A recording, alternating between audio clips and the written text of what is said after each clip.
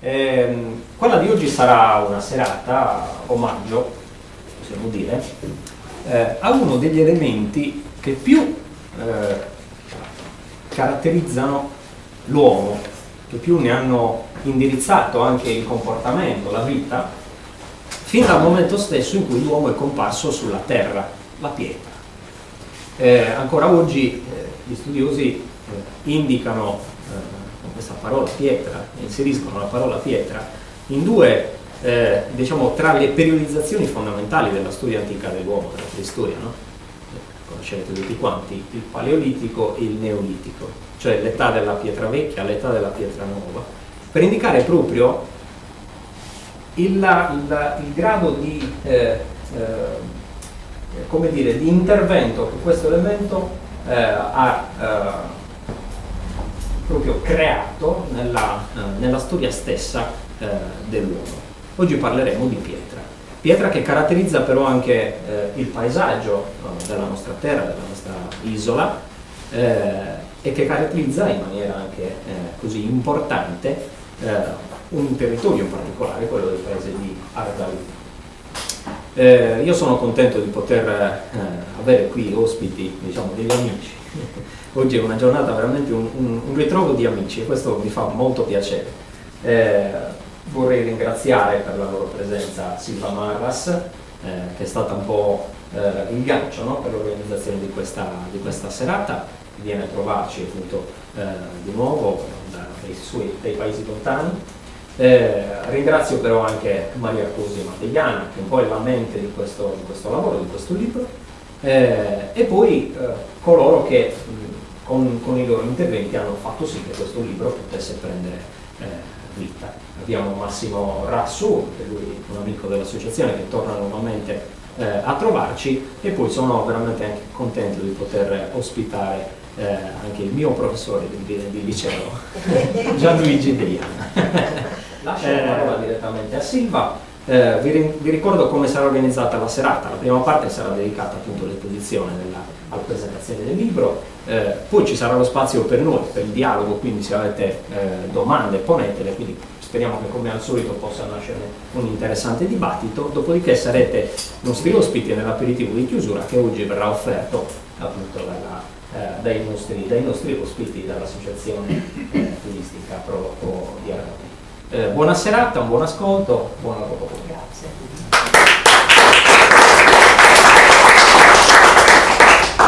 Allora, innanzitutto un grazie per l'ospitalità all'Associazione Culturale Izocor e a voi per la vostra presenza. Il volume Perdas è il risultato di un lavoro fatto a più mani e rappresenta il punto di arrivo di due progetti di ricerca intrapresi dall'Associazione Turistica Proloco di Ardauli e svolta dai ragazzi del Servizio Civile Nazionale nel biennio 2006 e 2008. L'obiettivo consisteva nel censire e nel catalogare i diversi manufatti in pietra presenti numerosi nelle campagne ardaulesi e legati alla povera economia agricola.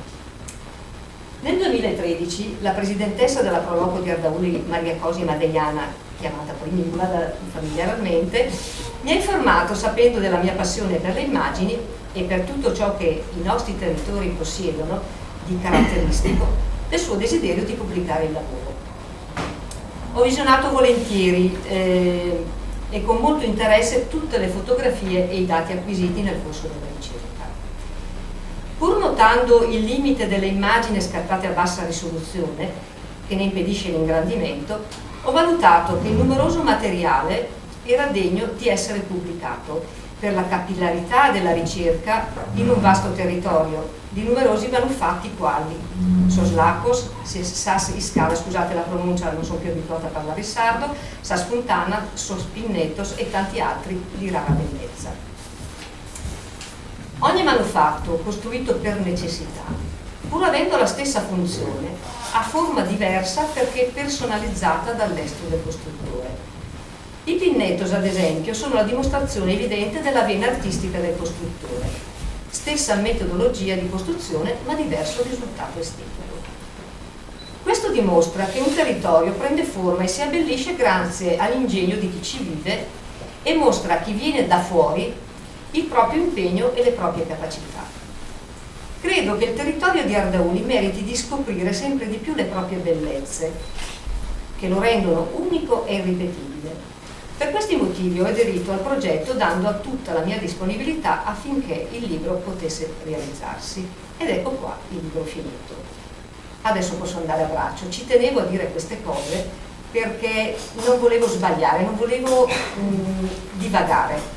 Io quando ho visto le fotografie con tutti questi meravigliosi pinnetos, che alcuni non li conosco perché non posso andarli a vedere perché magari sono in un territorio un pochino distante da Ardauli, magari in mezzo alla boscaglia, se non vai con qualcuno che ti li indica non riesci a trovarli. Così le fontane meravigliose, se non mi accompagnavano non le avrei mai viste. È qui che ho capito che tutto ciò che viene fatto, oltre all'utilità, dimostra sempre una creatività personale. E i pinneto sono la cosa più evidente. Un pinnetto fatto con la cupola a punta, una rotondata, uno col piedretto, uno solo, l'altro no, con l'altro trave, eccetera, eccetera. E questo mi ha fatto capire che l'uomo ha sempre creato qualcosa, bello o brutto, qualcosa fatto di personale. Però vedo che questi pinnetti si difendono molto bene. Questo libro ci ha impegnato, noi siamo contenti di questo risultato, anche per l'aiuto dello studio Givart di Brescia che mi ha fatto l'impaginazione e la grafica. Io adesso quello che volevo dire l'ho detto e passo la parola alla Presidente della Proloco, Maria Degli Anni. Buonasera a tutti. Dunque, come nasce questo libro? Io sono ancora presidente della Proloco di Ardauli, però appunto i consigli di amministrazione degli ultimi anni hanno dato un'impronta un po' diversa all'indirizzo di attività che la Proloco doveva avere, nel senso che appunto le sagre e le feste che abbiamo provato ci escono molto male, quindi ci siamo orientati verso quello che ci esce meglio, cioè sono i lavori di ricerca.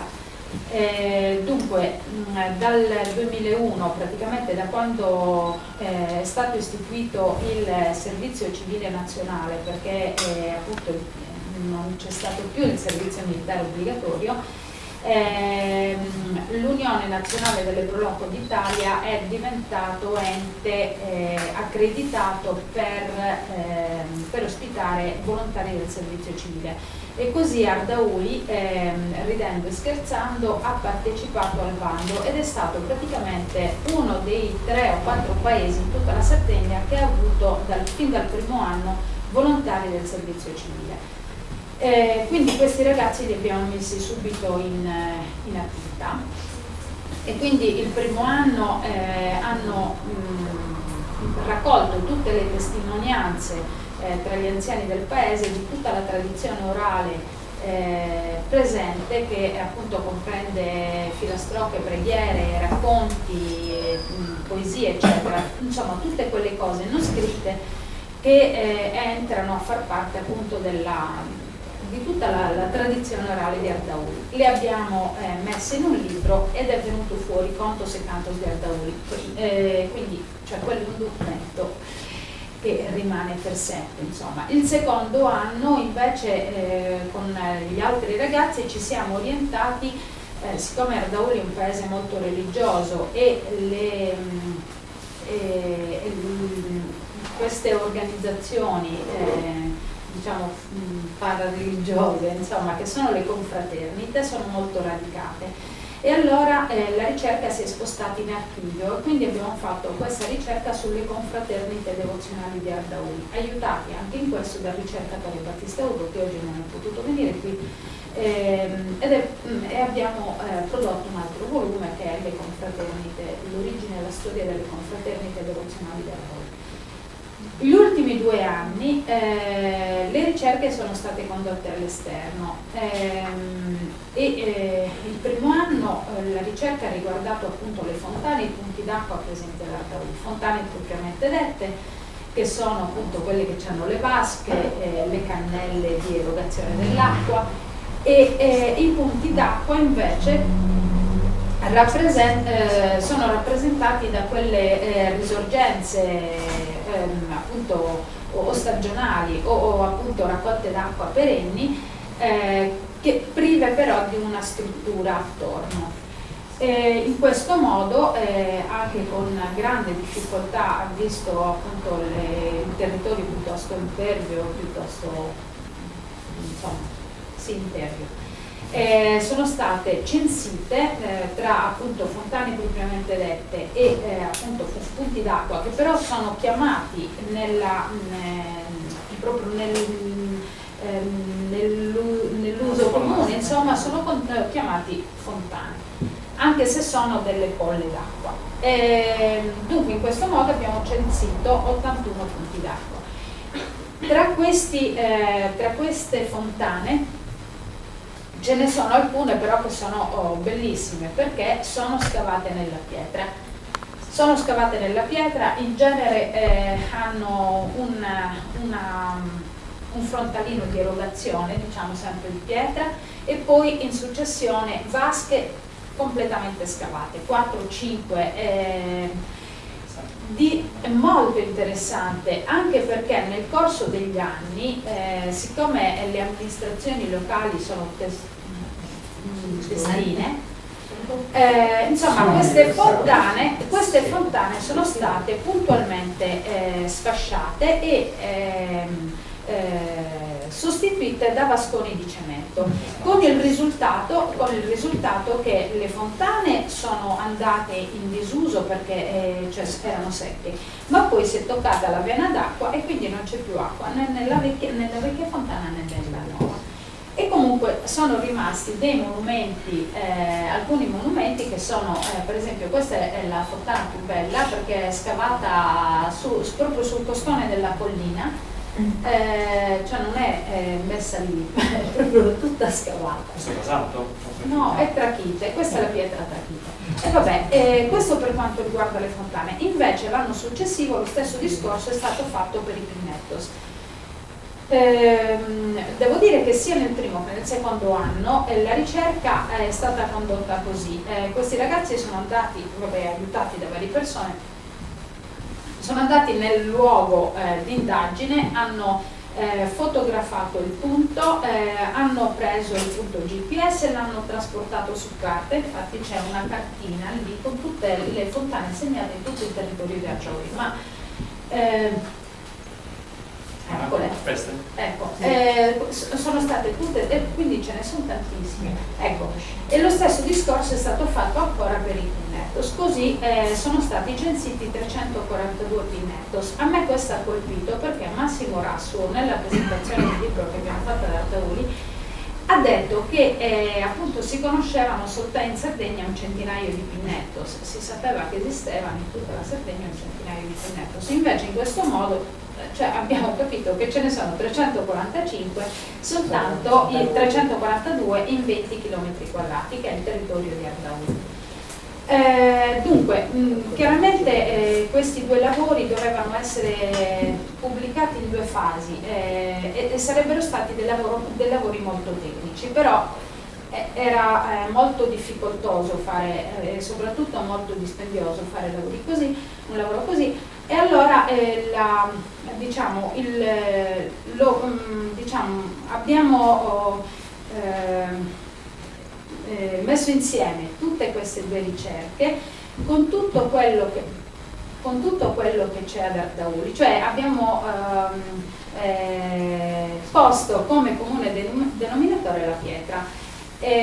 Ardauli è un paese molto impervio, molto roccioso, e i primi ardaulesi che sono arrivati lì veramente si sono trovati in difficoltà perché e hanno dovuto fare i conti con questo elemento, e quindi hanno cominciato a scavare le fontane, hanno fatto le loro strade, hanno scavato sulla roccia delle scalinate di pietra, che qualcuno mi ha detto ma dov'è Machu Picchu?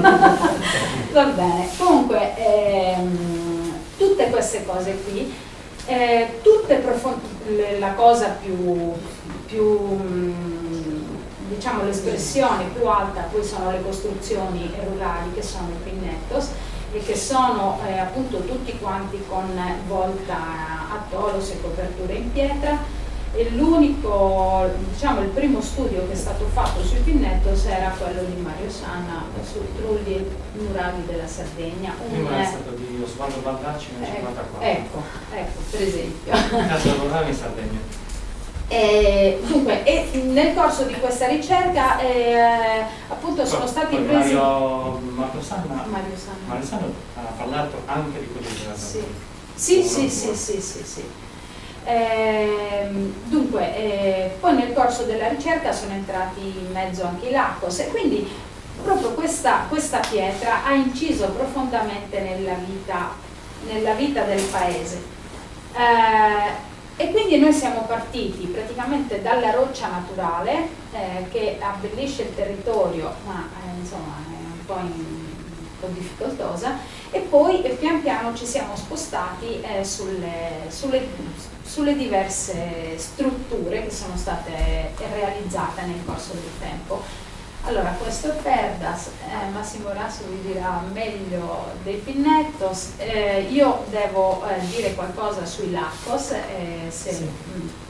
perché doveva parlarne Battista Urru, ma ha avuto molti problemi. Ecco, quella è per esempio una roccia caratteristica.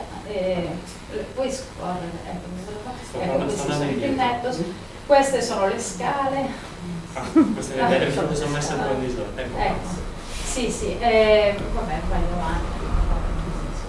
Ecco, queste sono le arzolas, delle piattaforme in pietra utilizzate per trebbiare il grano. Si usava la perda per punta, che è quella lì attaccata al cavallo. Sì, perda per punta. Quelle che dicono che invece sono ancore nuragiche. Ecco.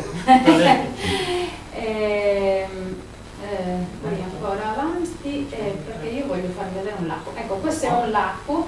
Ardauli è pieno di vigne, c'era una forte tradizione viticola, perché le vigne prendevano posto proprio dove il terreno si prestava di meno ad essere coltivato a grano. In ogni vigna c'è questa struttura, delle vasche scavate nella pietra, con una piattaforma sopra dove si pigiava l'uva, il mosto cadeva giù e insomma si riportava a casa. Ecco, questo quello che voglio dire, ecco, quello è un pezzo di territorio di Ardauli che vi fa vedere come imperio, quello successivo. Ecco, quello che voglio dire è che questi manufatti sono stati chissà da quando sono stati costruiti, però sono stati utilizzati fino a pochi anni fa, e ora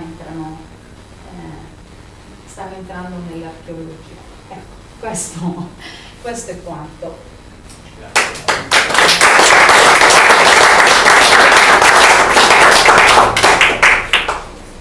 Massimo, prima di iniziare tu posso... Prego, sì. Anzitutto mi scuso del ritardo, ma allora al lavoro e poi traffico. Vi porto, perché l'ho sentito poco fa, il saluto di Battista, che è stato nominato più volte, che ha avuto effettivamente grossi problemi a casa e quindi è ad Ardauli e non si può muovere da lì, altrimenti sarebbe stato lui. Io ho avuto occasione di avere tra le mani questo libro, in quanto quest'estate, in agosto, poco prima della presentazione della Berna di San Guido, l'ho recensito per l'Unione Sarda, e parlando, intervistando Battista soprattutto, posso sintetizzarvi in breve, non sono uno specialista come Massimo, i pregi del lavoro che è stato pubblicato dal punto di vista proprio editoriale e giornalistico. Anzitutto il corredo fotografico è importante, e come Battista ha cercato di dirmi, il Barigadu, nella regione in cui insiste Ardauli, è abbastanza poco conosciuto ed è estremamente affascinante per quel fascino di Sardegna antica, impervia e rocciosa, lontanissimo dalla Sardegna e la cartolina cui siamo abituati, ma non per questo meno affascinante. E l'intenzione di questa pubblicazione era proprio far vedere ai sardi un pezzo di Sardegna che loro stessi magari ignorano, che pure è lì, anzi è lì perché sono molto belle, non so se l'avete già nominato, le poesie di autori ardaulesi che corredano il volume, in qualche maniera lo ingentiliscono, ma se poi andate a leggere i testi non fanno sconti, addirittura in una rima si parla di porte dell'inferno, tanto sono appunto aspre queste gole e quasi minacciose, incombenti queste pietre, questa sperta, che però sono state dominate dall'uomo, sono state in qualche maniera oggetto di una simbiosi nei manufatti che poi sono elencati e sviscerati nelle varie ripartizioni del libro. Quindi è costruito questo libro su questo binomio di amore e odio tra l'uomo e pietra, padrone e schiavo, schiavo e padrone, e si offrono spaccati in una Sardegna di cui forse effettivamente si sa ancora poco. E altre intenzioni, ha spiegato Battista, era quello di far vedere appunto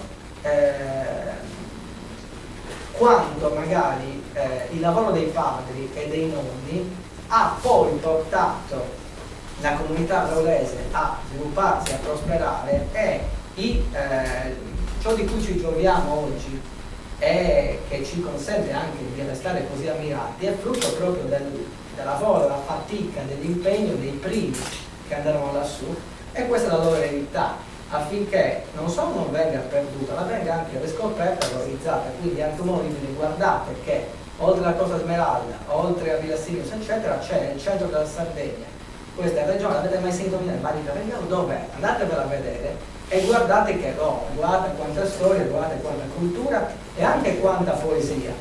Io ho trovato estremamente affascinante la pubblicazione nel modo in cui è confezionata, e io stesso ho scoperto cose che assolutamente ignoravo, quindi spero che il messaggio è di un pezzo di giornale e soprattutto di un libro come questo sia quello di guardate che in Sardegna c'è tanto più da sapere di quanto si possa anche solo immaginare. Serate come quella di oggi servono a questo. Poi tra l'altro attenzione, su Culuntu Vertuntu ho detto a Battista: ma questa cosa che ho fatto, che cos'è? E mi fa col suo, tutto contento, col suo baffetto lì: a parte che è alta 20 metri. Ah, cosa? Non sembra, quella pietra è alta 20 metri. E io mi sono andato a leggere per non scrivere cavolate, perché se scrivo tanto, ognuno di noi i giornalisti dicono un sacco di fregnacci. Ho detto, per evitare di cascarci mi vado a leggere che cos'è. E quasi tutti i siti, le pubblicazioni parlano di una roccia scavata dal vento, dalle intemperie. E a sorpresa Battista mi fa: no, non è così. Quella è una divinità antropomorfa. Quella pietra è coeva alle domus de Gianas, quel su stampo è opera dell'uomo, quella immagine è la raffigurazione del dio androgino, donna e uomo assieme. Me lo metto sul tavolo, mettila così assolutamente. Qui non so se sia effettivamente così, ci devo andare, a proposito mi ha promesso un aiuto in Baricaru perché dopo che ho letto il libro ci voglio andare, però vi lascio questa suggestione a cui Battista vuole venga data sonorità. E io aggiungo questo, che il sacerdote di Milarza mi ha detto la stessa cosa, mi ha detto, ed è tanto più vera perché sotto c'è l'acqua. Ok, allora non abbiamo scritto fesserie, benissimo, è tutto qua, grazie per